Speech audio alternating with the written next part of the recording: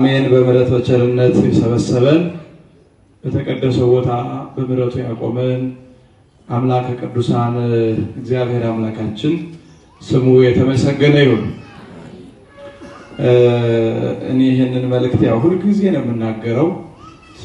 አብዛኛው ሰው አይተገብረውም። ዝሮ ካልተገበራችሁት ያው እኛ መደጋገም ነው ስራ ስለሆነ ጉዳያችን ስለሆነ እኛ ምዕመናኑ እስካልተገበሩት ድረስ ደግመን እንናገራለን። አንዱን ነገር ሁላችሁም እዚህ ያላችሁት አንድ ነገር አስታውሱ። በየወሩ ቢያንስ እዚህ ደብር በ12 በአመቱ 12 የቅዱስ ሚካኤል በዓል ይከበራል። 12ቱም 12 አይነት ታሪክ 12 አይነት የትምህርት ዘርፍ ነው ያለው። በየሳምንቱ እሁድ ልዩ ትምህርት ይሰጣል። በአመቱ ወደ 52 የሚደርሱ እሁዶች አሉ። የሁሉም ትምህርት የተለያየ ነው። ከዛ ደግሞ ልዩ አበይት በዓላት አሉ። በእውነቱ የኛ ምዕመን እነዚህን በዓላት ብቻ ተጠንቅቆ ማስታወሻ ይዞ ቢማር ከአንድ ዓመት በኋላ አብዛኛው ወላጅ መምህር ይሆን ነበር። ግን መምጣት መሄድ ስለለመደብን አንዲት ወረቀት ስክሪፕቶ የሚይዙ ጥቂት ሰዎች ናቸው። ዝም ብሎ መምጣት መሄድ። እስኪ በደንብ አዳምጡኝ። ወደ ቤተክርስቲያን ስንመጣ የምንመጣው ለትምህርት ነው። ቤተክርስቲያን ማለት መካነ ጸሎት፣ መካነ መስዋዕት፣ መካነ ትምህርት፣ መካነ ምጽዋት ናት። ልብ በሉ፣ ቤተክርስቲያን መካነ መስዋዕት ናት። በመንበሩ የክርስቶስ ሥጋ የክርስቶስ ደም ይሰዋል። በማህሌቱ ሰዓታቱ ማህሌቱ ስብሐተ እግዚአብሔሩ ፍሬ ከናፍር ይሰዋል። የካህናት ጸሎት ምዕመናን በዙሪያው ይጸልያሉ። መካነ ጸሎት ናት። በዚህ አውደ ምሕረት ትምህርት ይሰጣል። መካነ ትምህርት ናት። ስንገባ ደግሞ ለምናገኛቸው ወገኖቻችን ያለችንን እንሰጣለን። መካነ ምጽዋት ናት። ስለዚህ መካነ ትምህርትነቷ ወሳኝ ስለሆነ ማንም ሰው ወደ ቤተክርስቲያን ሲመጣ ሊማር ነው የሚመጣው። ሊማር የመጣ ሰው ደግሞ የትምህርት ማስታወሻ መያዝ በጣም ቀላል ነገር ነው። ሁሌ እንናገራለን። ለምኑም ስብሰባ ላይ ስንቀመጥ አጀንዳ ይዘን ትልልቅ ደብተር ይዘን ምን ይዘን ነው የምንቀመጥ? ማስታወሻ ይዘን ቃለ እግዚአብሔርን ያህል ነገር ዝም ብሎ ሰባኪው ይቆምና 10ን 20ን ጥቅስ ይጠቅሳል። ሰማዕያኑ አንድ ጥቅስ ሳይይዙ ቤታቸው ይገባሉ። በጣም እኮ ነው የሚያሳዝነው። እስኪ እናቶች አንድ ነገር አዳምጡ። አሁን ለምሳሌ እናንተ አንድ ጥሩ ልምድ አላችሁ። ቤተክርስቲያንም ስትሄዱ፣ ገበያም ስትሄዱ፣ የትም ስትሄዱ ቦርሳ ትይዛላችሁ። ከቦርሳቸው አንዲት እስክርቢቶና አንድ ወረቀት ማስታወሻ ብትጨምሩ ክፋት አለው? ይከብዳችኋል? አይከብድም አይደለ? እሺ እንግዳው ከዚህ በኋላ እሁድም ቢሆን እሁድ ልክ ጧት ስትመጡ ልብሳችሁን፣ ጫማችሁን፣ ነጠላዬን እንደምትሉት ማስታወሻ የሚለው አንድ ነገር ያዙት። በቃ ሰው ማስታወሻ ስለማይይዝ ነው። ዘንድሮም የአሁነ ሃይማኖት በዓል ይማራል፣ ይረሳል። በሳምንት ይረሳል። ከርሞም አዲስ፣ የሚቀጥለውም ዓመት አዲስ፣ የሚቀጥለውም ዓመት አዲስ። እድሜ ልክ ተማሪ። ስለዚህ ወንዶቹም እኪሳችሁ ትንሽ ማስታወሻ። ቤተክርስቲያን እኔ ሁሌ ነው የምናገረው ይሄን ነገር። እንኳን መምህር ቆሞ ተናግሮ ጸጥ ባለው ሰዓት መተን ከበሩ ቁመን የሰጎን እንቁላሉ ህንፃ ቤተክርስቲያኑ ጸጥታውን መስቀሉን እያንዳንዱን በሮች ሁሉም መምህራን ናቸው። እንኳን መምህር ቆሞ ተናግሮ። ስለዚህ እንደው ዛሬ የሰማችሁ ሰዎች ለሁሉ ጊዜው ማትረሱት ነው ይሄ ነገር። ወደ ቤተክርስቲያን ስንመጣ ትንሽ ማስታወሻ ይዞ መመለስ በጣም ጥሩ። ይጠራቀምና ሰፊ ትምህርት እጃችሁ ላይ ይኖራል። ምክንያቱም ቢያንስ በየሳምንቱ ስለምትመጡ ብዙ ትምህርት እጃችሁ ላይ ይኖራል። ከዛ በኋላ እናንተ መልሳችሁ ለልጆቻችሁ፣ ለጓደኞቻችሁ፣ ለማይመጡ ሰዎች መምህር ትሆናላችሁ። አለዛ እንደ ልማድ አድርጎብን እኛም መጮህ እናንተም መልእክቱን ሳይሆን ጮቱን ሰምታችሁ መመለስ ይሆንና ሁሌ ባዷችን እንቀጥላለንና ይሄንን እንድታስተካክሉ ለመጠየቅ ነው። አሁን ከኔ ጋር የምንቆይበት ለትምህርታችን መነሻ የሚሆነን በቅዱስ ጴጥሮስ መልእክት አንደኛ ጴጥሮስ ምዕራፍ 1 ቁጥር 16 ላይ የሚገኝ የእግዚአብሔር ቃል ነው። አንደኛ ጴጥሮስ መልእክት ምዕራፍ 1 ቁጥር 16 ይህንን ምን ይላል? እዚህ ቦታ ላይ ቅዱሳነ ኩኑ እስመ አነሂ ቅዱስ፣ እኔ ቅዱስ ነኝና እኔ ቅዱስ እንደሆንኩ እናንተም ቅዱሳን ሁኑ። አንዴ ትከተሉኛላችሁ፣ እንደው እንዳይዘነጋችሁ ማስታወሻም ሳይዛችሁ። እኔ ቅዱስ ነኝና በሉ፣ እናንተም ቅዱሳን ሁኑ። አምላካችን በቸርነቱ ይቀድሰን። እንግዲህ በዚህ ርዕስ ስለ ቅድስና ለተወሰኑ ደቂቃዎች እንነጋገራለን። ቅድስና ምን እንደሆነ፣ ቅዱሳን ማን እንደሆኑ፣ እንዴት መቀደስ እንደሚቻል ነው የምንነጋገረው። በመሰረቱ ስለ ቅድስና ዛሬ የምናወራበት ዋና ምክንያት ትልቁ ኢትዮጵያዊ ጻድቅ፣ ኢትዮጵያዊ ሐዋርያ፣ ሐዲስ ሐዋርያ አቡነ ተክለ ሃይማኖት ከደጋጉ ከቅዱስ እግዚአብሔር ከቅዱስ ማኑ አባታቸው ጸጋ ዘአብ ከቅድስት እግዚአብሔር የተወለዱበት ዕለት ስለሆነ በቅዱሳን ዕለት የቅዱሳኑን ታሪክ ብቻ ሳይሆን ግን እንዴት ነው የተቀደሱት እነሱ፣ እኛ እንዴት ልንቀደስ እንችላለን፣ ለመሆኑ እኛ ቅዱሳን ነን ወይ የሚለውን መማማር በጣም መልካም ነው። እንግዲህ እግዚአብሔር አምላካችን እኔ ቅዱስ እንደሆንኩ ቅዱሳን ሁኑ ያለው ለጥቂት ለተመረጡ ሰዎች አይደለም፣ ለክርስቲያኖች ብቻ አይደለም።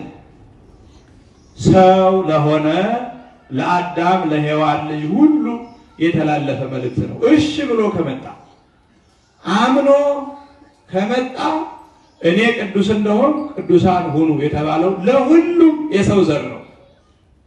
ነገር ግን እግዚአብሔር በግድ አይቀድስም። እግዚአብሔር በግድ አያጸድቅም። ወዶ ፈቅዶ ነው።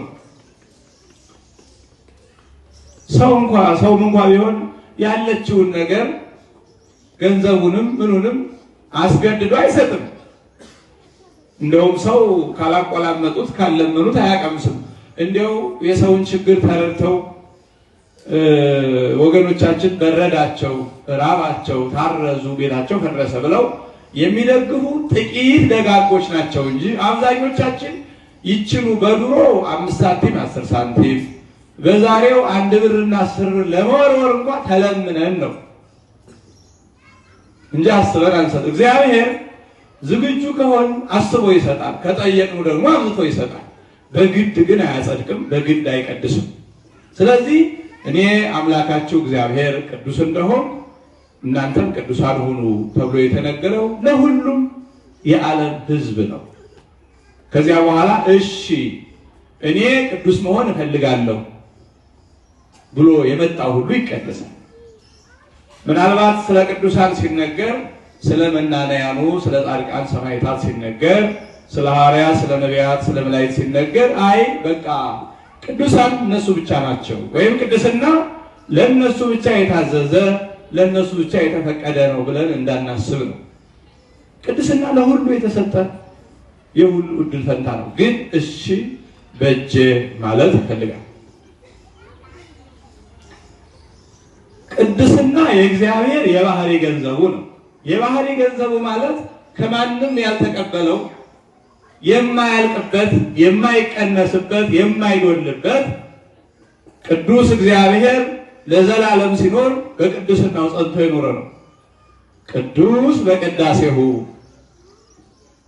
በክቡርነቱ ከብሮ በንጽህናው ነጽቶ በልዩነቱ ልዩ ሆኖ የኖረ እግዚአብሔር ብለው አባቶቻችን በቅዳሴ እንደሚያመሰግኑት እግዚአብሔር ጥንቱን ምስጉን ነው። ስለዚህ የእግዚአብሔር ቅድስና ጎደሎ የሌለበት ምሉ እንከን የሌለበት ፍጹም ከማንም ያልተቀበለው የራሱ ገንዘቡ ነው። እግዚአብሔር ከእሱ በፊት ሌላ ስለሌለ ለሱ አቻ የሚሆን ሌላ ስለሌለ በቅድስናው በሀብቱ የሚጎልበት ምንም ስለሌለ የቅድስና የመንፈሳዊም የማንኛውም ሀብት ሁሉ ምንጭ እግዚአብሔር ነው። ስለዚህ እሱ የባህሪ ቅዱስ ስለሆነ ነው እኔ ቅዱስ እንደሆንኩ ብሎ ደፍሮ መናገር የሚችለው እግዚአብሔር ነው። ከሰው ወገን እኔ ቅዱስ ነኝ፣ እኔ ጻድቅ ነኝ የሚል የለም። እኔ ክርስቲያን ነኝ ይባላል። በአሕዛብ ባላውያን ፊት ቆሞ እኔ ክርስቲያን ነኝ ማለት ይቻላል። እኔ ቅዱስ ነኝ፣ እኔ ጻድቅ ነኝ አይባልም። እንዲህ የሚሉ ሐሳውያን ናቸው፣ አጭበርባሪዎች ናቸው። ቅዱስ ነኝ፣ ደግ ነኝ፣ ሰይጣን አወጣለሁ፣ እንዲፈውሳለሁ የሚሉ ውሸታሞች ናቸው አላሉም። እና አቡነ ተክለ ሃይማኖት እና አቡነ ገብረ መንፈስ ቅዱስ እነ እንጦንስ እነ መቃርስ እኔ ቅዱስ ነኝ፣ እኔ ደግ ነኝ አላሉም።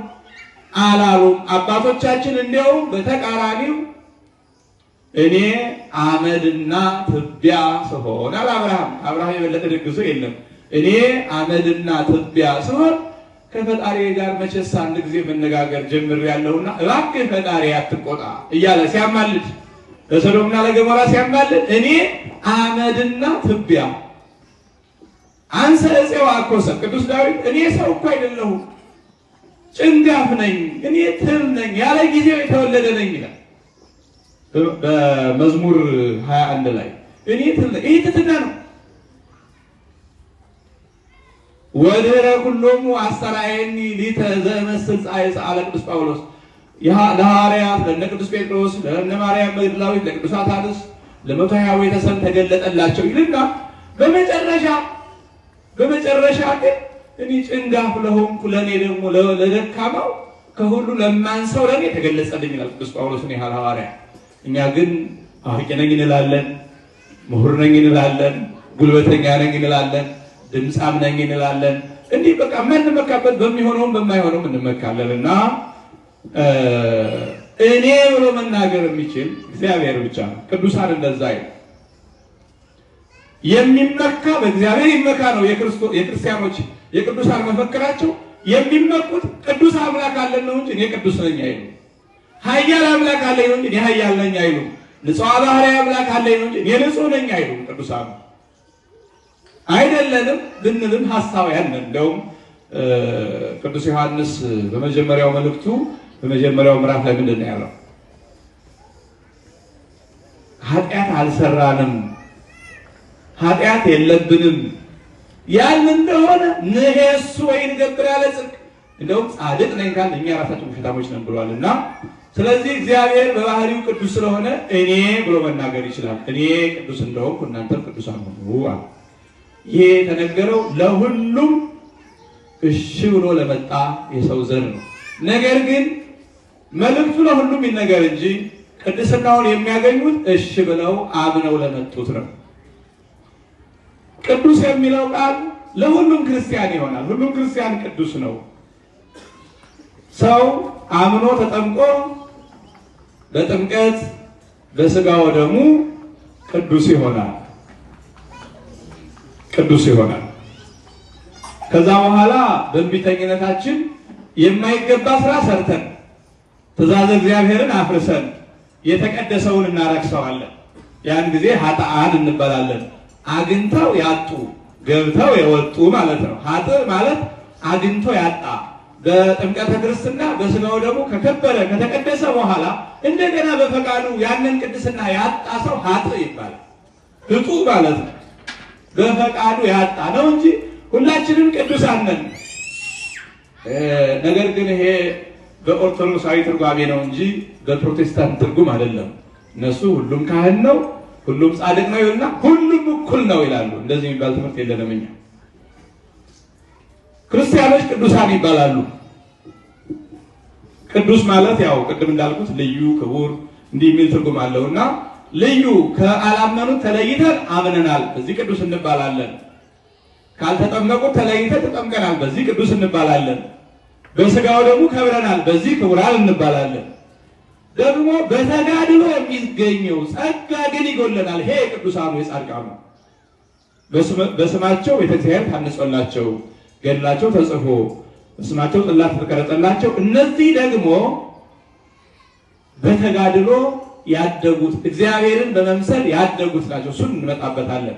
ስለዚህ እያንዳንዱ ክርስቲያን መጠኑ ይለያያል እንጂ ቅዱስ ነው ክርስቲያኖች። ይሄንን ቅዱስ ጳውሎስ እንዲህ በማለት ይገልጸዋል። ልብ በሉ። ታዲያ አሁን ማስታወሻ ስላልያዛችሁ ግን ትረሱታላችሁ። በአንደኛ ቆሮንቶስ ምዕራፍ 15 ቁጥር 41 ላይ እንዲህ ይላል ቅዱስ ጳውሎስ ካለ ክብሩ ለፀሐይ የፀሐይ ክብሩ የብርሃኑ መጠን ሌላ ነው። ወካለ ክብሩ ለወርህ የጨረቃ ደግሞ ከፀሐይ ብርሃን ዝቅ ያለ የተለየ ነው። ወካለ ክብሮሙ ለከዋክብት የከዋክብትም የብርሃናቸው መጠን ልዩ ልዩ ነው ይልና ኮከብ እምኮከብ ይሄይስ ክብሩ ከአንዱ ኮከብ የአንዱ ኮከብ ብርሃን ከፍ ይላል፣ አንደኛው ኮከብ ከሌላኛው ኮከብ ያንሳል ይላል። ሲጀመር ትልቁ ብርሃን ፀሐይ ነው። ሁለተኛው ብርሃን ጨረቃ ነው። ከዚያ በኋላ ከዋክብት ናቸው። ብርሃን በሌሎቹ ፍጡራን አሉ፣ በማያት በደመናት በዚህ ሁሉ። ልብ በሉ። ፀሐይን አስቡት። በምሳሌ ሲወሰድ ፀሐይ የእግዚአብሔር ምሳሌ ነው። ፀሐይ የእግዚአብሔር ምሳሌ ነው። ከዚያ በኋላ ጨረቃ ከዋክብትና ሌሎቹ ብሩሃን አካላት ብርሃናቸውን ከፀሐይ እየወሰዱ እንደሚገባ ለፀሐይ ለጨረቃ የተሰጠው ክፍለ ብርሃን አለ፣ ለከዋክብት የሚሰጣቸው ብርሃን አለ።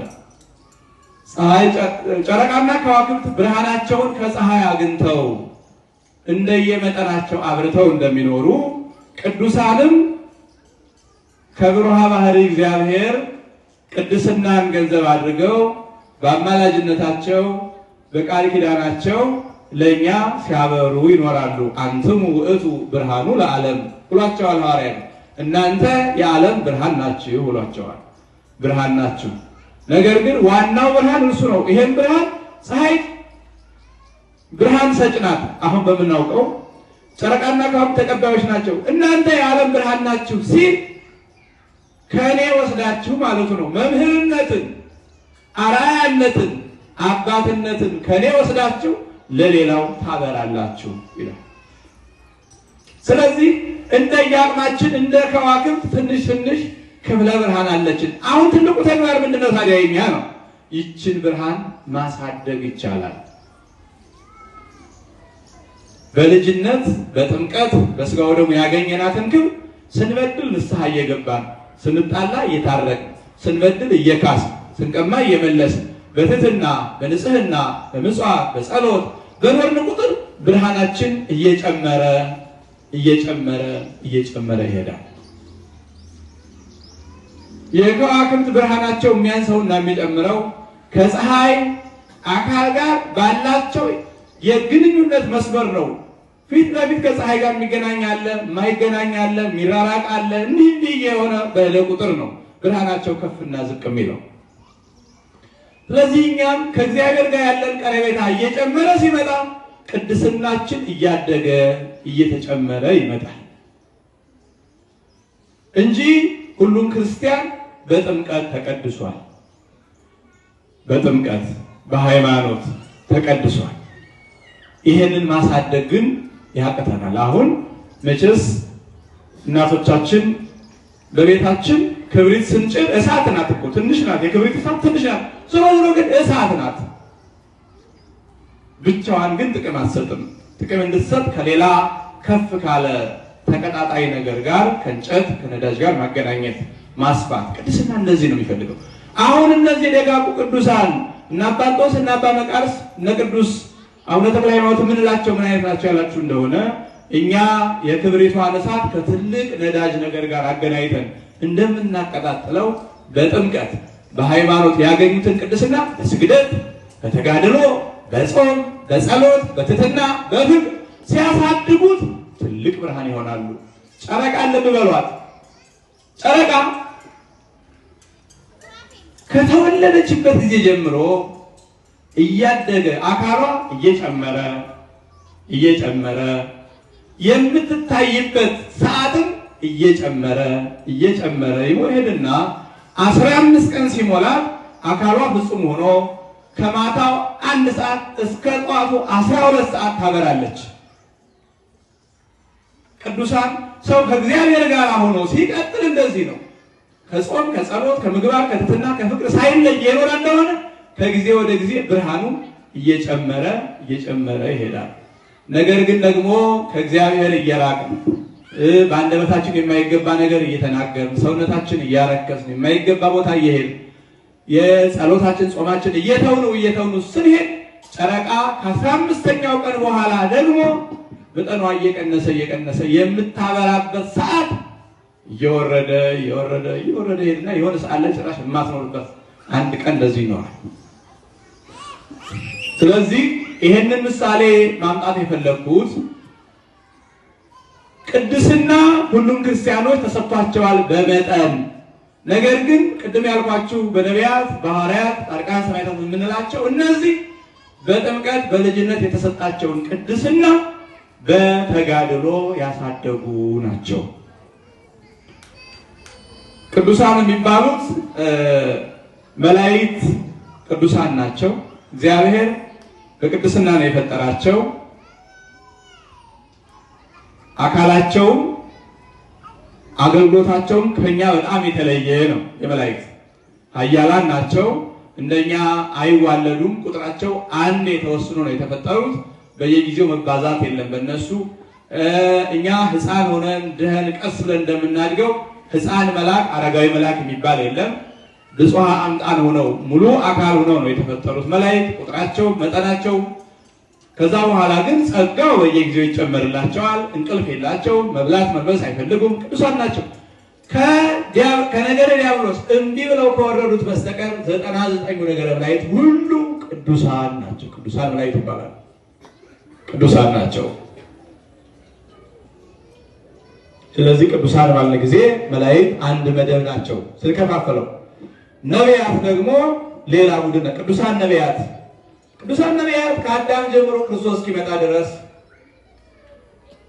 ከሦስቱ አካላት አንድ ወልድ ከሰማየ ሰማያት ወርዶ ከድንግል ማርያም ተወልዶ ዓለምን እንደሚያድን በየዘመኑ እየተነሱ በትንቢት መነጽር እያዩ ሱባዔ እየቆጠሩ ተስፋ እየሰጡ ትንቢት ሲናገሩ የኖሩ ደጋግ ነቢያት ናቸው። ቅዱስ ጴጥሮስ ስለ መጽሐፍ ቅዱስ ሲናገር እናንተዬ የትንቢትን ቃል እንደው ማንም እየተነሳ ለገዛ ራሱ ሊተረጉም አይገባም። ምክንያቱም ቅዱሳን ሰዎች አለ በመንፈስ ቅዱስ ተነድተው ጽፈውታል ተናግረውታልና የተነገረውን ትንቢት ማንም እየጎተተ ለራሱ ወይም እንደፈለገው እየጠመዘዘ ሊተረጉም አይገባም ብሎ የነቢያትን ቅዱስና ቅዱስ ጴጥሮስ ተርጉሟል። ቅዱሳን ሰዎች በመንፈስ ቅዱስ ተነድተው ተናግረውታል ይላል። መጻሕፍተ ብሉያት አጠቃላይ ዓላማቸው ትንቢት ነው። ስለዚህ እነ ሙሴ እነ ኢሳይያስ እነ ቅዱስ ዳዊት እነ ሰሎሞን እነ ኤርምያስ እነ ሕዝቅኤል እነ ዳንኤል እነ ሆሴዕ የምንላቸው እስከ ሚልክያስ ድረስ ያሉት በሙሉ የተጻፈ የሌላቸው እነ ጋድ እነ ናታን የሚባሉ በርካታ ነቢያት አሉ። እነዛ ሁሉ ነቢያት ቅዱሳን ነቢያት ይባላሉ። ዋናው አገልግሎታቸው የሰው ልጅ ተስፋ እንዳይቆርጥ ስለ ድህነተ ዓለም ተስፋ ሲሰጡ ትንቢት ሲናገሩ የኖሩ አበው ናቸው። እንደውም ያሳዝናሉ ነቢያት ያሳዝናሉ። ክርስቶስ እንደሚወለድ ድንግል ክርስቶስን እንደምትወልድ በራእይ በትንቢት አይተው ግን ከጊዜው አልደረሱ እና በጣም እየናፈቁ ጸማት ነፍሴ ሀበ አምላኬ ሕያው አለ ቅዱስ ዳዊት በራእይ በትንቢት እያሳየው ግን ዘመኑ ሲርቅበት ጌታ ሆይ ዋሊያ ከእንስሳት ሁሉ ቶሎ ውሃ ይጠማዋል፣ አመጋገቡም ለየት ያለ ነው ይባላል እና ሩጦ ወደ ውሃ ነው ጠጥቶ ሲመለስ አቀበቱን ሳይጨርስ ዋሊያ እንደገና ውሃ ይጠማውና ይመለሳል። ከመያፈቅድ ኃየል ሀበ አንቂተ ማያት እና ቶሎ ወደ ውሃ መሮጥ ይፈልጋል ዋሊያ። ልክ እንደዚህ አለ ዘመኑ ደርሶ ትንቢቱ ተፈጽሞ አንተ ተወልደህ ሰው ሆነ ስጋችን ለብሰን ለማየት እንደ ተጠማ ዋሊያ እናፍቃለሁ ነፍሴ አንተን ተጠማች አለ። ከዘመኑ አልደረሰም ቅዱስ ዳዊት። ማእዜ በጽወሬ ገጾ ለአምላኬ ይኮነ ያለው እንደ መቼ ደርሼ የአምላኬን ፊት ብሩህ ገጽ ናቸው ምኞት ነው። ኢሳይያስ ምን አለ? እባክህ ሰማዩን ቀደህ ብትመጣ ምን አለ አለ ኢሳይያስ። እኛ ብንናገር ትንቢት ብንናገር ምን ያምነን ቃለን ማን ይሰማናል? አንተ ምን አለ ሰማዩን ቀደህ ብትመጣ። እነዚህ ቅዱሳን ነቢያት ያሳዝናሉ በጣም። ተስፋ አድርገው ከአንድ ሺህ ዘመን ከ1500 ዘመን ከ900 ከ700 ዘመን በኋላ የሚሆነውን የክርስቶስ መወለድ አስቀድሞ ይገልጽላቸዋል። ግን ከጊዜው አልደረሱም። እንደናፈቁት እንደተመኙት እንደጓጉለት ነው የሞቱት። ታዲያ ክርስቶስ ኋላ ሐዋርያትን ሰብስቦ ሲያስተምር ብዙሃን ነቢያት ወጻድቃን ፈተው ይራዩ አንትሙ ዘትሬዩ አላቸው። ከዚህ ዘመን መድረስን ከኔ እግር ስር ቁጭ ብሎ መማርን እንደ ቀላል ነገር እንዳታዩት። ዛሬ የምታዩኝ እኔን ብዙ ነቢያት ሊያዩ ወደው ሲመኙ ኑረው ሳያዩ ነው የሞቱት። እንደ ቀላል ነገር አታዩት። ወፈተው ይስሙ አንትሙ ዘትሰሙ ወይሰሙ። ይህንን እናንተ ከኔ አንደበት የምትሰሙትን ቃለ ወንጌል ከዘመኑ ደርሰው ከኔ ሊሰሙ ሲመኙ የኖሩ ብዙ ነቢያት ናቸው። ግን አረፍተ ዘመን ገጥቷቸው ሞት ከልክሏቸው አልሰሙም። ወለክሙ ሰ ብፁዓት አዕይንቲክሙ ለርያ ወአእዛኒክሙ ለሰማ። የእናንተስ ከዘመኑ ደርሰው እኔን ያዩ አይኖቻችሁ ድምፄን የሰሙ ጆሮዎቻችሁ ንዑዳን ክቡራን ናቸው፣ እድለኞች ናቸው ማለት ነው። እድለኞች ናቸው ሲመኙ ኑረው አላዩምና ብሏል። ብዙሃን ነቢያት ቅዱሳን ማለት ነው። ስለዚህ ቅዱሳን ባለ ጊዜ መላእክት አሉ፣ ከዚያ ደግሞ ነቢያት አሉ። ነቢያት አሉ ትንቢት ሲናገሩ ሲመኙ የኖሩ ህዝቡ ተስፋ እንዳይቆርጥ ከርቀት ሲያሳዩ ይሆናል እያሉ የኖሩ ይሄንን እድል ገጥሟቸው ደግሞ የትንቢቱን መፈጸም ያስተማሩ ቅዱሳን ሐዋርያት ይባላሉ።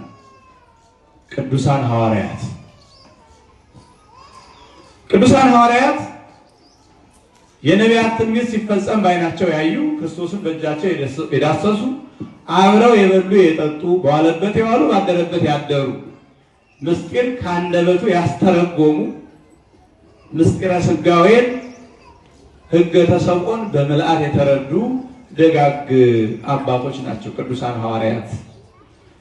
ነቢያት ይመጣል፣ ይወርዳል፣ ይወለዳል፣ ይሰቀላል፣ ይሞታል፣ ይነሳል ነበረ።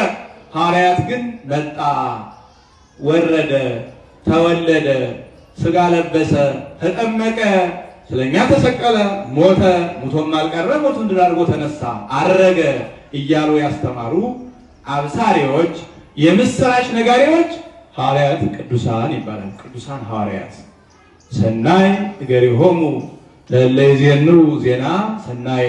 ይህንን በጎ የምስራች ወንጌልን የሚናገሩ ቅዱስ ጳውሎስ ነቢዩም ተናግሮታል።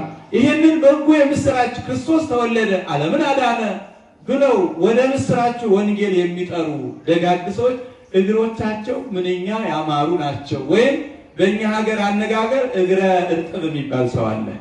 እግረ እርጥብ በጎ ነገር ይዞ የሚመጣ ሰው እግረ እርጥብ ነው፣ ይወደዳል።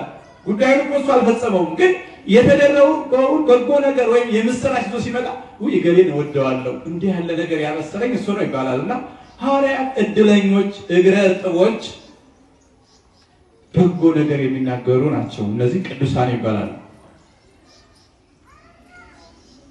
ሐዋርያት ከዛ በኋላ እነዚህ አሁንም ሐዋርያትን መስለው እንደ ሐዋርያት የሚሰሩ ካህናት ካሉ እስከ ዕለተ ምጽአት ሐዋርያት ናቸው። ሐዋርያነት በዘመነ ክርስቶስ ብቻ የተፈጸመ አይደለም፣ እስከ ዕለተ ምጽአት ይቀጥላል። መሆን አቅቶን እኛ ደክመን ሰንፈን እንጂ አልተነፈገንም። ሁሉም ካህናት እንደ ቅዱሳን ሐዋርያት እንዲሆኑ ተፈቅዷል። ምክንያቱም ጌታችን ሊያርግ ሲል በማቴዎስ ምዕራፍ 28 ቁጥር 19 ጀምሮ እንደገለጸው ምንድነው ያለው? ወአነ እሄሉ ምስሌክሙ እስከ ህልቀተ ዓለም፣ እኔ አልለያችሁም ይህ ዓለም እስኪያልፍ ድረስ ከእናንተ ጋር አድሬባችሁ እኖራለሁ። ሐዋርያት ሁሉም በልዩ ልዩ ሰማዕትነት ተቀብለው አርፈዋል። አሁን በሕይወተ ሥጋ ወንጌል እያስተማሩ አይደለም። ስለዚህ እስከ ዕለተ ምጽአት አድሬባችሁ እኖራለሁ ማለቱ እስከ ዕለተ ምጽአት በሚነሱ ካህናት አድሮ ኃጢአትን ሲያስተሰርይ፣ ወንጌልን ሲያስተምር፣ ልጅነትን ሲያድም የሚኖር መሆኑን ለመግለጽ ነው። ከዛ ቅዱሳን ሰማዕታት የሚባሉ አሉ። ቅዱሳን ሰማዕታት ከሐዋርያት ጀምሮ ሃይማኖታችሁን ካዱ፣ ለጣዖት ስገዱ፣ ስጋችሁን አርክሱ፣ ለሰይጣን ሰው ሲባሉ ፈጣሪያችን አንክድም ለጣዖትም አንሰግድም ብለው ከነደደ እሳት፣ ከተተከለ ግንድ፣ ከታበለ ገመድ፣ ከተቆፈረ ጉድጓድ ገብተው ለአራዊት ተጥለው በሰይፍ ተቆርጠው በገመድ ታንቀው ወደ ባሕር ወደ ገደል ተጥለው ወይም በሃይማኖታቸው ምክንያት ተሰደው የተንከራተቱ ሰማዕታት ይባላሉ። መስካሪዎች፣ ምስክሮች ማለት ነው። እነዚህም ቅዱሳን ናቸው። ሌሎቹ ደግሞ ጻድቃን፣ ቅዱሳን ጻድቃን በሚል ለየት ባለ ነገር ይጠራሉ። ጻድቃን የሚለው ለሁሉም ቢሆንም በዋናነት ግን ከዘመድ ባዳ ከሀገር ምድረ በዳ ይሻለናል። ከፍቅረ ዘመድ ፍቅረ እግዚአብሔር፣ ከዚህ ዓለም ፍቅር ፍቅረ መንግሥተ ሰማያት፣ ከዚህ ዓለም ክብር የወዲያኛው ዓለም ክብር፣ ከዚህ ዓለም ልብስ፣ ጌጥ፣ ኑሮ፣ ተድላ ደስታ የወዲያኛው ዓለም ኑሮ፣ ተድላ ደስታ ይበልጥብናል ብለው ከዘመድ ከሀገር ከወገን ተለይተው በረሃ ገብተው መልካቸው ጠፍቶ ቀያዮቹ ጠቁረው ጥቁሮቹ ነጥተው ወፍራሞቹ ከስተው ፊታቸው ጠፍቶ የዛፍ ቅርፊት መስለው እግዚአብሔርን ያገለግሉት መናንያን ቅዱሳን ጻድቃን ይባላሉ። እንግዲህ በዛሬው ዕለት የተወለዱት ኢትዮጵያዊ ሐዋርያ አቡነ ተክለ ሃይማኖት ከነዚህ የሚመደቡ ናቸው። በሐዋርያነቱም አሉበት፣ መከራውም ደርሶባቸዋል። ምድባቸው ግን ከቅዱሳን ጻድቃን ነው። ቅዱሳን ጻድቃን እንዳልኳችሁ ከሚወዷቸው እናት አባቶቻቸው ተለይተው፣ ከሚወዷቸው እህት ወንድሞቻቸው ተለይተው፣ ከአብሮ አደጎቻቸው ተለይተው፣ ከሚወዱት አካባቢ ተለይተው ስራቸውን፣ ሀብታቸውን፣ ሹመታቸውን፣ ንብረታቸውን ትተው በረሃ ገብተው ወደ ገዳም ገብተው በምናኔ በተጋድሎ የሚኖሩ እነዚህ ቅዱሳን ጻድቃን ይባላሉ። ልብ በሉ እስኪ አሁን ትከተሉኛላችሁ። እንደው ቢያንስ በቃላችሁ ትንሽ ደቂቃ ከቆየላችሁ ቅዱሳን መላእክት በሉ። መልካም ነው። ስንጠራቸው ነገራችን ላይ ይቀርቡናል የበለጠ። ቅዱሳን መላእክት፣ ቅዱሳን ነቢያት፣ ቅዱሳን ሐዋርያት፣ ቅዱሳን ሰማዕታት፣ ቅዱሳን ጻድቃን፣ ቅዱሳን ምእመናን። ቅዱሳን ምእመናን እኛ ነን፣ ታናናሽ ከዋክብት። እንዲያው ብርሃናችን ለሌላ ያልተረፈ ታናናሽ ከዋክብት። ከከዋክብት አንዳንድ ጊዜ ደግሞ ጽልሙታን የሚባሉ ብርሃን የለሽ ከዋክብት አሉ። ክርስቲያን ሆኖ በኃጢአት ልጅነቱን ያጣ ቅድስናውን ያጣ ሰው እንደ ጽልሙታን ከዋክብት ብርሃናቸው በሰማይ ኑረው ግን ብርሃን እንደሌላቸው እንደማይታዩ ኮከብ ይሆናል። ትንሽ ትንሽ ደግሞ ከቤተ እግዚአብሔር ሳንለይ ከጾሙም ከጸሎቱም ሳንለይ እንደ አቅማችን በድካም የምንኖረው እኛ ደግሞ ንዑሳን ከዋክብት እንደ ጥቃቅኑ ከዋክብት ሆነን እንኖራለን። ከዋክብት እያንዳንዳቸው አንዱ ከአንዱ የተለያየ ክፍለ ብርሃን ነው ያላቸው። እንግዲህ እነዚህ ጻድቃን ቅዱሳን መባልን እንደኛ በጥምቀት በስጋው ደግሞ አግኝተውታል። ከኛ በተለየ ታዲያ በስማቸው ቤተ እግዚአብሔር ታንጾላቸው ገድላቸው ተጽፎ መልካቸው መልክ ተደርሶላቸው ሲያገለግሉ እንዲኖሩ የተደረጉ ለምንድን ነው የሚለውን ከጠየቅ በጣም ጥሩ ነው። ብዙ ነገር ትተው ነው ከኛ የሚለዩበት። ልብ በሉ እነዚህ ቅዱሳን ጻድቃን የተጋድሎ አይነታቸውና መንገዳቸው በጣም ብዙ ነው። የመጀመሪያው የስጋን ፍላጎትና መሻት ድል የነሱ ናቸው። ስጋን ታውቁታላችሁ። ያየውን ሁሉ ልብላ ነው። ያየው ሰው ለብሶ ያየውን ልልበስ ነው። ሰው የገዛውን ቤት በኖረኝ ነው። ሰው ያለው መኪና በኖረኝ ነው። ሰው ያለው ጫማ ሁሉ ይሄን በኖረኝ ለሰው የቀጠለው በወፈርኩ ይላል፣ የወፈረው በቀጠልኩ ይላል፣ አጭሩ በረዘምኩ ይላል፣ ረዝሙ ተንቀዋለልኩ ይላል። ፍላጎቱ አያልቅም፣ ምኞቱ አያልቅም። ያንን ሁሉ ምኞት እንኳን የማይገኘውን አጭሩ ነው ለረዘም ረዝሙ ነው ለጣር ነው ይሄ አይገኝም። ጌታም በወንጌል ነግሮናል። ከመካከላችሁ ማን ነው ከቁመቱ አንድ ስንዝር አስቦ ተጨንቆ የሚጨምር ብለዋልና እሱ አይገኝ። እንደው የሚሆነውን ያላቸውን የተሻላቸውን ያልነሳቸውን መጀመሪያ የስጋን ፍላጎት የተው ናቸው። እንዴት አድርገው በዚህ ዓለም ተሹመው ከብረው ገነው መኖር እየቻሉ የዚህ ዓለም ሹመት ምን ያደርግልኛል? እኔስ ጌታዬ ተሰየም ዲበ አሰርቱ አህጉር ብሎ በመንግስተ ሰማያት ቢሾመኝ ይሻለኛል ብለው ወይም ደግሞ እንዲህ እዚህ ደርሰው እንኳን አይመኩም ቅዱሳኑ በዚህ ዓለም ሆኜ መንግስተ ሰማያት መግባት አልችልም፣ እኔ ደፋር ነኝ፣ እኔ ኃጢአተኛ ነኝ፣ እኔ በደለኛ ነኝ፣ በዚህ ዓለም ሚስት አግብቼ ባል አግብቼ ሀብት አፍርቼ ተሹሜ ከብሬ እግዚአብሔርን ላገለግለው አልችልም። አረ እንዲያው እስኪ ይሄን ሁሉ ትቼ ብቻዬን ሆኜ ይሁንልኝ ብለው ራሳቸውን ዝቅ አድርገው ወደ ገዳም ይሄዱ ናቸው። በነገራችን ላይ ሰው ገዳም ሲመንን ክርስቲያኖች እበቃለሁ ብሎ አይደለም፣ የበቃ ቅዱስ ለመሆን ፍጹም ለመሆን ታምር አድራጊ ለመሆን አይደለም። እንደሱ አይሄዱም ቅዱሳን። እንደዚያማ ከሆነ ትዕቢት ነው። አንድ መናኝ ትንሽ ሳይማር ቀርቶ ሂዶ እዚያ ገዳም ባለበት ሰይጣን መጣና አለ ምን እያደረክ ነው እዚህ በረሃ አለ። እግዚአብሔርን አገኛለሁ ብዬ አለው። መልሱ ጥሩ ነው አይደል? ይሰማል? መልሱ ጥሩ ነው አይደል? ድጋሚ ሰይጣን መቼም እንደ ውሻ ነው፣ መመላለስ ነው። ተመልሶ በቀር አንተ እዚህ ብቻ ምን ታደርጋለህ አለው። እጸድቅ ብዬ አለው። አጠፋ እንደ መነኩሴ መልካም ነው አይደል? በሶስተኛው ሰይጣኑ ሶስተኛ ከመምጣቱ በፊት አባ መቃርስ መጣ። አንተ ወደ አንተ ሰው መጥቶ ነበር እንዴ? አረ መጣይ አሁን አንተ ሰው መጥቶ ነበር? አዎ የሆነ ሰው መጥቶ ነበር። ምን አለ?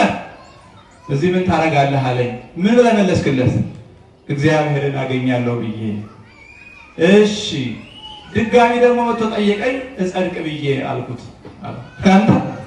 አንተ ጉደኛ፣ በዚህ ዓለም ያሉ ሚስት አግብተው ባል አግብተው የሚኖሩ እግዚአብሔርን አያገኙም ያለህ ማን ነው? አንተ በብልጣብልጥነት በዓለም ያሉ እግዚአብሔርን የማያገኙ አንተ የምታገኙ ነው። ቤት ንብረት ይዘው ትዳር ይዘው የሚኖሩ አይጸድቁም ማለት ነው። እጸድቅ ብዬ የምትለው አንተ ደፋር አለው። እኔ እኮ ባላውቅ ነው። እሺ ድጋሚ ከመጣ ምን ልበለው አለው። ድጋሚ መጥቶ ከጠየቀ የምትመልሰው ነው ልንገርህ።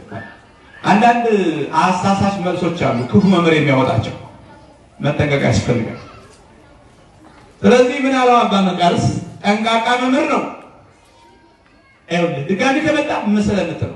ለምንድን ነው ሲል እኔ ጠባዬ አመሌ ከሰው ጋር የማያኖር ውሻ ስለሆን ተለይቼ እዚህ ታሰሪያለሁ ብለዋል።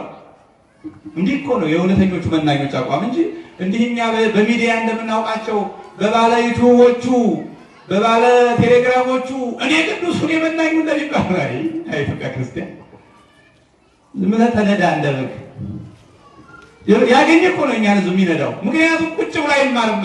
ነገረ ቅዱሳን እንዴት እንደሆነ ቁጭ ብሎ አይማርም። በህዝቡም አይፈረድም፣ ግን በእኛም አይፈረድም። ቁጭ ካላላችሁ ቤት እናገኛቸዋለን። ልብ በላይ አባ መቃርስ መልሱ እኔ መናኝ ነኝ፣ እኔ በረሃ ኮከብ እኮ አይደለም ያለው። ውሻ ሁኜ ከሰው ጋር የሚያኖር ጠባይ ስለሌለኝ ክፉ ስለሆንኩ ብቻዬን ታስሬያለሁ እዚህ በረሃ በለው አለው። ከዛ በኋላ ሰይጣን ይችን አያውቅም። ኮስ ኮስ እያለ መጥቶ አንተ እንዲያው ምን ልታረግ ሲጀመር ከሰው ተለይተህ እዚህ መጣህ ሲለው ጠባይ ከሰው የማያኖር ሆኖብኝ እንደ ውሻ ብቻዬን ታስሬያለሁ። ውሻ እንዳይናከስ ይታሰር የለው። አንተ አውቄብሃለሁ፣ ይችን የነገረህ መቃርስ ነው አለው። ሰይጣንና መቃርስ እድሜ ልክ ሲታገሉ የኖሩ ናቸው። ያውቀዋል በደንብ። ምዕመናን ልብ በሉ፣ ቅዱሳን እንደዚህ ናቸው። በፍጹም አንድም ቅዱስ እኔ መናኙ እኔ እንዲሁ በፍጹም አይልም ብሎም አያውቅም፣ ነገም ወደፊትም አይልም። እንዲህ የሚል ሰው ሰይጣን ማደሪያ ነው። አንተ ያለው አባበቃስ እንዴት እንደገስ ተመልከቱ። ሰውየው እኮ የመለሰው እኔ እንዲህ ያለው እኔ ደጉ ምናምን ይባላል እጸድቅ ብዬ እግዚአብሔር ባገኝ ብዬ እንደው ለኛ ለሞኞቹ መልስ ሊመስል ነው አይደለም። ግን ይሄ ስተት የሆነው ለምን መሰላችሁ? በዓለም ያለ በትዳር ያለም ሰው ይጸድቃል፣ እግዚአብሔርን ያገኛል። ስለዚህ እኔ በደለኛ ነኝ፣ ቅዱሳን ሲበንኑ እኔ በደለኛ ነኝ፣ በትዳር በሀብት በገንዘብ ኑሬ በልጅ ጠጥቼ ፈጣሪዬን ላገለግለው አልችልም፣ አሳዝነዋለሁ። ስለዚህ ብለው ነው የሚለዩት ገዳም ሲሄዱ እና የመጀመሪያው ተጋድሏቸው የስጋን ፍላጎት መብላት ሳይከለከልባቸው፣ መልበስ ሳይከለከልባቸው፣ ማግባት መጋባት፣ ሕፃናት መውለድ ሳይከለከልባቸው፣ ሹመት ሽልማት ሳይከለከልባቸው በፈቃዳቸው ትተው ይሄን ሁሉ ስለ ጌታዬ እተወዋለሁ ብለው ይሄንን ሁሉ ለክርስቶስ ፍቅር የተው ሰዎች የመጀመሪያው ተጋድሏቸው የጻድቃን ይሄ ነው። የመጀመሪያው ስጋን ከሙሉ መሻቱ ጋራ የተው ወይም የስጋን ፍላጎት በፈቃዳቸው የተው ሰዎች ናቸው ቅዱሳን ጻድቃን የሚባሉት። ከዛ በኋላ መጀመሪያ እንዳልኳችሁ የስጋን መሻት እና የስጋን ፍላጎት በሙሉ ትተው ከወጡ በኋላ ቀጣይነት አለው። እርግጥ ይች ራሷ ቀላል እንዳትመስላችሁ፣ እንዲያው ባንደበስ ሲናገሯት ነው እንጂ እኛ ለምናኔ ባንወጣም በትምህርት ቤት ይሄንን ልማድ እናውቀዋለን። እናት አባቶቻችን ልንጠይቅ መተን በጥር ወይ በትንሳኤ እናት አባቶቻችን እህት ወንድሞቻችን ጋር ስንጫወት ሰንብተን በዓሉ አልቆ ኮፌዳችን ይዘን ከቤት ስንወጣ የነበረውን ህሊና ስቃይ እኔ ራሴ በደንብ አስታውሰዋለሁ። እናቶቻችን ያለቅሳሉ፣ እህቶቻችን ያለቅሳሉ፣ ወንድሞቻችን ያለቅሳሉ፣ እኛም እናለቅሳለን። እኔ ደግሞ ዙሬ ማየት አልፈልግም ስለሚያለቅሱ የበለጠ እንባዬንም እንዳያዩብኝ ጥብቅ ብዬ እንደምትጨነው ሄደው ታች ስደርስ ዘወር ላለው ቆመው ያቸዋል። እኔ እኮ እመለሳለሁ፣ ጥቂት ጊዜ ለመማር ነው። ለዘላለም ላይመለሱ መውጣት እኮ ፍቅረ ዘመድ ከባድ ነው። የሚገርማችሁ ነገር ትተው ሲወጡ እንደው የሰፈሩ እንጨቱ ሁሉ ይናፍቃል፣ ደንጋው ሁሉ ይናፍቃል፣ ወንዙ፣ በሬዎቹ፣ ላሞቹ የማይናፍቅ ነገር የለም። ዛሬ ሰው እንደው ወንድሞቻችን ልጆቻችን ወደ ዩኒቨርሲቲ ሲሄዱ ስንቷ እናት ናት እዚህ መናኸሪያ ላይ አውሮፕላን ማረፊያ ላይ አልቅሳ የምትሸኝ። በተለይ ወደ ውጭ ሀገር ሲሄዱ ምናኔ ከዚህ የከፋ ነው። ከፍቅረ ዘመድ መለየት በጣም ከባድ ነው። ላይመለሱ ነው። ከዚያ በኋላ ዘመዴ አጎቴ እናቴ በዚህ ያለች ገሬ ተዳረ ገሬ ታመመ የሚባል የለም። ከወጡ በኋላ መመለስ የለም።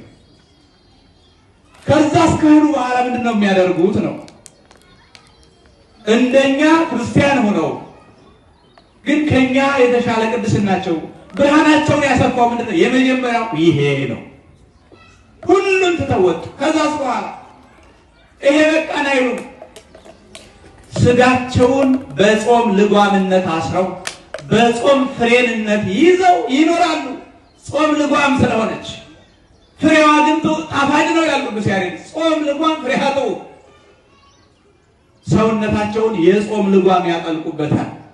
የጾም ልጓም ምግብ አይለዋውጡ፣ የጣመ የላማ አይበሉ፣ ጊዜ አይቀያይሩ፣ ሁልጊዜ ጧት ተነስተው አይበሉ። ውለው እንግዲህ ወደ ገዳማት ጉብኝት ያደረጋችሁ ሰዎች ዳቤ ምን እንደሆነ መኮሬታ ምን እንደሆነ አይታችሁ ይሆናል። ሁልጊዜ ያችን ዳቤ በልተው መቼም የገዳምን ግን ለነገሩ አሁን አብዛኛው ሰው ገዳም የሚሄደው በክብረ በዓል ነው እና በክብረ በዓል ለሚመጣ እንግዳ ተብሎ የሚሰራ ወጥ አለ። ያን ሲቀምስ ይሄ የከተማው ምዕመን መነኮሳቱ ሁልጊዜ ያን እየበሉ ይመስለዋል። በፍጹም በዘወትር ገዳም የሚሰራውን ወጥ ብታዩት ምን አድርጓቸው ነው እህሉን እንደዚህ አድርገው የሚያበላሹት ነው የምትሉት? ሆን ብሎ ነው የሚያበላሹት። በቃ ውሃ በሉት እንዳያንቅ ነው እንጂ እንዲጥም አይደለም። የገዳም ወጥ ሲሰራ ያ እንኩርኩሪቱ መኮሬታው ዳቤው እንዳያንቃቸው ለጉሮሯቸው ጨውና ውሃ ትንሽ በርበሬ ቀልቀል አድርገው ነው የሚሰሩት። በዘወትር ሄዳችሁ ብታዩት ትገረማላችሁ። ጌታ ሁልጊዜ ያን ሳይቀያይሩ ውለው አንዳንዶቹ ውለው አንድ ጊዜ የሆነ ነገር ከዚያ ደረጃው ይጨምራል። መጀመሪያ ቀድሞ እንደመነነ ሄደ ሰው ወጣኒ ነውና ገድል አይጸናበትም። የጉልበት ስራ ይታዘዛል። ያርስ እንደሆነ ይቆፍርም እንደሆነ ሸማ ይሰራም እንደሆነ ከብት መጠበቅ፣ ዝንጀሮ መጠበቅ ጃንደየ ገዳሙ ባዘዘው የቆመውን ቁረጥ የወደቀውን ፍለጥ ይባል እሺ ብሎ መታዘዝ ነው። በሴቶችም ገዳም በወንዶችም ገዳም። እነዚህን መናንያን እስከ 9 ሰዓት ውለው እንዲበሉ ይደረጋሉ። በጣም ደከም ካሉ የጤና ችግር ካለ ወደ 7 ወደ 6 ይወርድላቸው። ከፍ እያሉ ሲሆን 9 ሰዓት ኮመን ነው። ከዛ በኋላ ደረጃቸው እያደገ ሲሄድ በቀን 1 ጊዜ የሚመገቡ አሉ። በቃ በቀን 1 ከዛ ውለው በሚቀጥለው ቀን ደግሞ 1 ጊዜ ያችኑ ማጥም ነገር ትንሽ ነገር ከፍለው ለቁመተ ሥጋ ጸጋ እግዚአብሔር እያደረባቸው ኃይለ መንፈስ ቅዱስ እያበረታቸው ሥጋቸው እየተሸነፈ ነፍሳቸው እየበረታች ሥጋቸው እየከሳ ነፍሳቸው እየወፈረች የሥጋቸው ውበት እየቀነሰ የነፍሳቸው ውበት እየጨመረ ሲመጣ አንዳንዶቹ ምግቡን በ2 ቀን አንዴ ያደርጉታል። በ2 ቀን አንዴ እንደ አብይ ጾም እንደ ፍልሰታ ባለው በ2 ቀን አንዴ በ3 ቀን አንዴ እያደረጉ ይመገባሉ። ከዛ በኋላ በጣም ወደ ከፍተኛው የጾም ደረጃ ሲደርሱ 12ቱም ሱባኤ ፍልሰታ ምንም ሳይቀምሱ እስከ ማሳለፍ ይደርሳሉ። እንደቀጥታ አሁን እንግዲህ ተመልከቱ የጨረቃው ብርሃንና የኛ የትንንሽ ከዋክብት ብርሃን መጠኑ ምን እንደሆነ የሚገባችሁ የዚህ ጊዜ ነው። እኛ ማታ በልተን እስከሚቀጥለው 9 ሰዓት አብዛኛው ሰው 7 ሰዓት ነው የሚበላው። እንዴት እንደሚርቅብን ዛሬ ደግሞ እንደው እንጃ ነገሩን ረቦኛ እንደው ነገሩ እንዴት እንደሆነ እንጃ ረቦኛ እንላለን። በ3 ቀን አንዴ መብላት አንድ ቀን ሲሆን እሺ ግድ የለም። አሁን እኛ በዓመት አንዴ ዓርብ በልተን ቅዳሜን አሳልፈን ወደ ትንሣኤ ዕለት ለዛ ራሱ ስንት ሰው ተዳክሞ መቆም መነሳት መነጋገር አቅቶት ዝም በል እያለ ይዘነስም።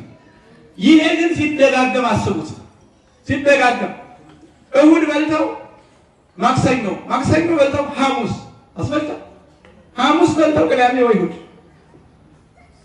ይሄ ሲደጋገም ዓመቱን ሙሉ ሲሆን እድሜ ልክ ሲሆን ያህል ከባድ እንደሆነ ወቀጻይክዋ በጾም ለነፍሴ ይላል ቅዱስ ዳዊት። ነፍሴን በጾም ቀጣዋት ስራታት ያስኳት ይላልና። ስለዚህ ሁሉም ትተው ከወጡ በኋላ ሥጋቸውን በጾም ይቀጡታል። ከእህል ከውሃ ከጣመ ነገር ይከለክሉታል።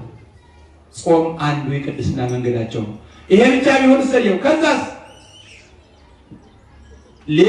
ሌሊቱን አብዛኛውን ጊዜ ደግሞ በስግደት ያሳልፉታል። ስግደት አካልን ቶሎ የሚያደክም ብርቱ ነገር ነው። ነፍስን ግን ቶሎ ነው የሚያጎለብታት።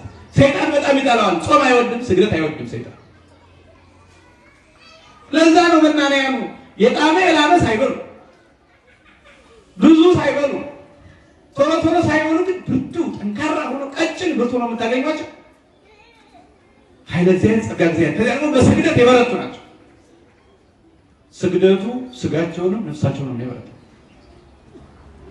በሰይድ ደረጃቸው እያደገ ሲል የማይቆጠር ይሰግዳሉ በቀን በቃ በሺዎች 3000 4000 5000 በሕማማት አስታውሱ። እንግዲህ የሕማማት አብዛኛው ሰው ያው ወደ ዓርብ እና ሐሙስ ነው ብቅ የሚለው። ብዙ ሰው ይመጣና የጧቱን የ1 ሰዓቱንና የ3 ሰዓቱን ለካህል እንደሰገደ ስትራፖ ይዘዋል። በጣም ከባድ ነው ስግደት። ከዛ ቅዳሜና እሑድ ሰው መንቀሳቀስ ቢቸገር ሰው አለ። ግን ይለመን ነበረ። አሁን ከሰኞ ጀምራችሁ ሳታቋርጡ ብትሰግዱ ሰኞ፣ ማክሰኞ፣ ረቡዕ እንደሰገዳችሁ ይፍታታል። ኦልሬዲ ስትራፖ አይኖርም። ሰውነታችን ይዝናል። እነሱ እንደዛ ናቸው። እንደ እንዝርት ነው የሚሰግዱት። እንደ እንዝርት እየወደቁ እየተነሱ እንደ እንዝርት ወዛቸው በፊታቸው እየተንጠበጠበ መላእክቱ ሲሰግዱ እኮ ምን እያሉ መሰላችሁ? ጌታዬ ኢየሱስ ክርስቶስ ሆይ እኔን ኃጢአተኛውን ማረኝ። ጌታዬ ኢየሱስ ክርስቶስ ሆይ እኔን ኃጢአተኛውን ማረኝ። አሁን እነሱ እዚያ ሆነው እኔን ኃጢአተኛውን ማረኝ፣ እኔን ኃጢአተኛዋን ማረኝ እያሉ የሚጸልዩ ከሆነ እኛ ምን ልንል ነው? በእውነቱ እዚህ ሁልጊዜ ምቾት ፍላጎት፣ ሁልጊዜ ስለምንበላው፣ ሁልጊዜ ስለምንጠጣው፣ ሁልጊዜ ስለምንለብሰው፣ በሰው ዘንድ ስለምናገኘው ክብር ሞገስ ነው የምናስበው። እንደምታውቁት የኛ ነገር እንዴት ልንሆን ነው? በስግደት ከዛ በኋላ ኃይሉ የነፍስና የመንፈስ ቅዱስ ይዋሃዳል። ሥጋ በቁጥጥር ስር ይውልላቸው። ትግሃ ሌሊት ይባላል። ትግሃ ሌሊት ማለት እንቅልፍ መተው። በነገራችን ላይ እንቅልፍ መተው ምን ያህል ከባድ እንደሆነ እንደው በልዩ ስራ ብርታት ወይም በፈተና በጥናት 1 ሌሊት 2 ሌሊት ስናድር ታውቃላችሁ። በቃ አይምሯችን ይዛባል። ሰው ሲያናገረን ሁሉ ቁጣ ነው የሚለናል። ሁልጊዜ ቆሞ ማደር እግራቸው እስኪያብጥ ድረስ እንቅልፍን መቋቋም ትጋሃ ሌሊት ይባላል። ይሄ ሌላው የተጋድሎ መንገዳቸው ነው። ሲተኙለት ጊዜ ሰይጣን ይሄንን እንደ ረፍት ቆጥሮ መጥቶ ስለሚዋጋቸው በትጋሃ ሌሊት ይዋጉታል። ሰይጣን እንቅልፍ በመተው በቃ ቆመው በጸሎት ያሉና ትንሽ ለስጋን እንዳይረብሽ ቁጭ ብለው ራሳቸውን ከጉልበታቸው ላይ ጣል አድርገው ትንሽ ደቂቃ ብቻ እረፍ ብለው ይነሳሉ።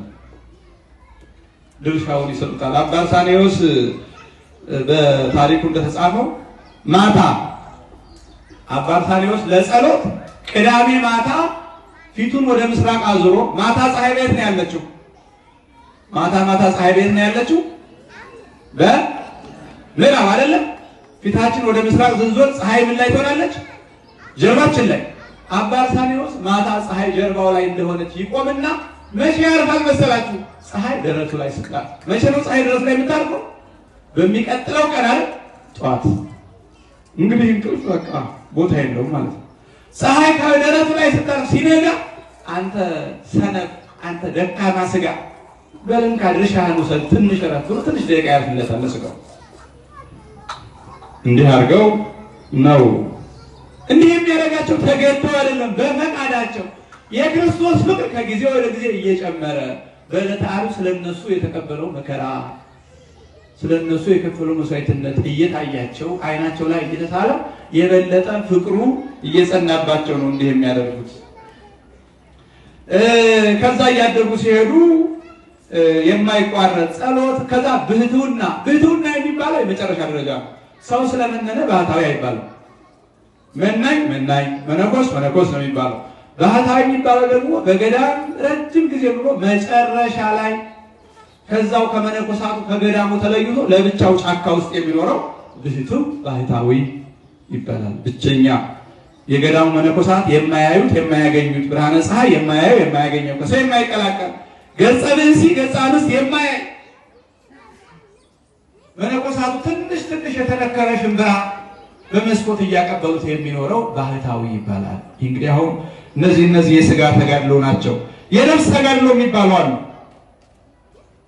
የነፍስ ተጋድሎ በህሊና የሚፈጸሙ ናቸው። መንፈሳዊ ውጊያ፣ የህሊና የልቡና የአእምሮ ትግል ናቸው።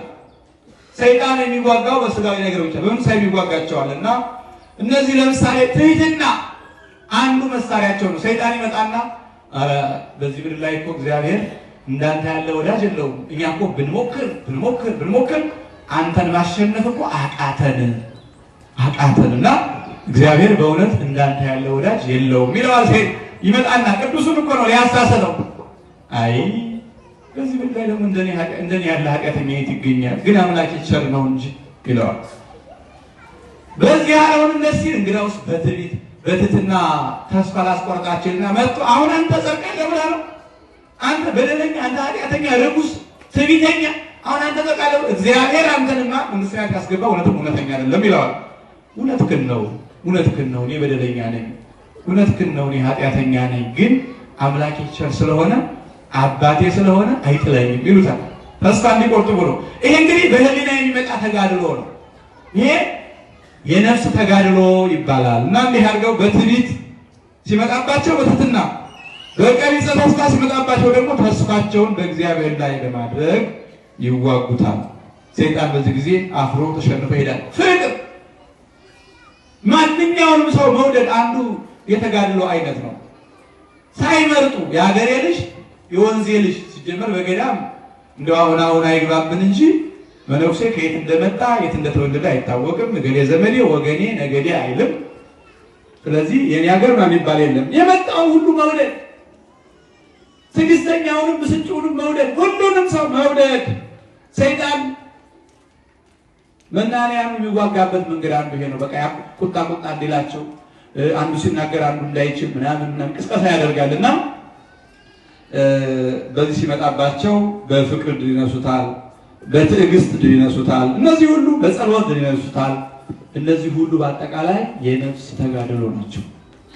ስለዚህ እነዚህ ቅዱሳን አበይት ከዋክብት አብይ ኮከብ የሚያሰኛቸው ጨረቃ የሚያሰኛቸው ከፍ ብለው እንደ ፀሐይ የሚቆጠሩት በዚህ ተጋድሎ ነው። ክርስቲያኖች ይሄንን ነው ቅዱሳነ ኩኑ እስመ አነሂ ቅዱስ እኔ አምላካችሁ ፍጹም ቅዱስ እንደሆንኩ እናንተም ምን ሆኑ አለ? ቅዱሳን ሆኑ። አባቶቻችን እንዲሁ ነው ቅዱስ ሆነዋል። እኛ ደግሞ በዚህ ዓለም የምንኖር እንዳልኳችሁ ትዳር መያዝ፣ መሾም፣ መሸለም፣ ሰርቶ ሀብት ማፍራት፣ ባለጸጋ መሆን አልተከለከለም። የተከለከለው ኃጢአትን መጨመር ብቻ ነው። በሀብታችን፣ በስልጣናችን፣ በእውቀታችን፣ በጉልበታችን፣ በትዳራችን፣ በኑሯችን ኃጢአትን እንዳንቀላቅል ሆነን ተጠንቀን ከኖር በትዳርም ቅዱሳን መሆን ይቻላል። ቅዱሳን ምእመናን እንደነ አብርሃም እንደነ ኢዮብ መሆን ይቻላልና የአባቶቻችን ፈለግ ተከትለን በመልጃቸው ተጠብቀን በጸሎታቸው በተራዳኢነታቸው አምነን በስማቸው ለተራበ እያበላን ለተጠማ እያጠጣን ገድላቸውን ድርሳናቸውን እያነበብን ፈለጋቸውን ተከትለን ከኃጢአት ርቀን በንስሐ በሥጋው ደሙ ከብረን እነሱ የወረሷትን ርስት እንድንወርስ አምላከ ቅዱሳን ይፍቀድልን። ይቆየን።